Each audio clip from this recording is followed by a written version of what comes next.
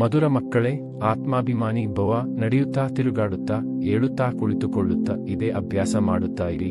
ಆಗ ನಿಮ್ಮದು ಬಹಳ ಉನ್ನತಿಯಾಗುತ್ತಿರುವುದು.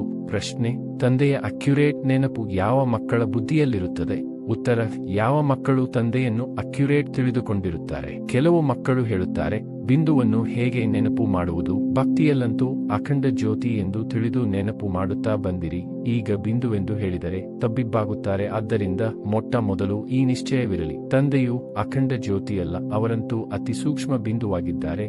ಆಗ ನೆನಪು ಅಕ್ಯುರೇಟ್ ಆಗಿರುತ್ತದೆ. ಧಾರಣೆಗಾಗಿ ಮುಖ್ಯ ಸಾರ: 1. ಸ್ವದರ್ಶನ ಚಕ್ರಧಾರಿಗಳಾಗಿ 84 ಜನ್ಮಗಳ ಚಕ್ರವನ್ನು ಬುದ್ಧಿಯಲ್ಲಿ ತಿರುಗಿಸುತ್ತಾ ಇರಬೇಕಾಗಿದೆ. ಬೇಹದ್ದಿನ ತಂದೆಯನ್ನು ನೆನಪು ಮಾಡಿ ಬೇಹದ್ದಿನ ಆಸ್ತಿಯನ್ನು ತೆಗೆದುಕೊಳ್ಳಬೇಕು, ಪಾವನರಾಗಬೇಕಾಗಿದೆ. 2. ಯಾವುದೇ ಪದಾರ್ಥದ ಲೋಭವಿರಬಾರದು. ಏನು ಸಿಕ್ಕಿದೆಯೋ ಅದರಲ್ಲಿ ಖುಷಿಯಾಗಿರಬೇಕಾಗಿದೆ. ತುಂಡು ರೊಟ್ಟಿಯನ್ನು ತಿನ್ನಬೇಕು, ತಂದೆಯ ನೆನಪಿನಲ್ಲಿರಬೇಕಾಗಿದೆ. ವರದಾನ: ಸರ್ವರ ಹೃದಯಗಳ ರಹಸ್ಯವನ್ನು ತಿಳಿದುಕೊಂಡು ಸರ್ವರನ್ನು ಖುಷಿಪಡಿಸುವಂತಹ ಸದಾ ವಿಜಯೀಭವ. ಸ್ಲೋಗನ್: ವೈರಾಗ್ಯವು ಅಂತಹ ಯೋಗ್ಯ ಧರಣಿಯಾಗಿದೆ. ಅದರಲ್ಲಿ ಯಾವುದೇ ಫಲವನ್ನು ಬಿತ್ತನೆ ಮಾಡುತ್ತೀರಿ, ಅವಶ್ಯವಾಗಿ ಅದು ಫಲೀಭೂತವಾಗುವುದು.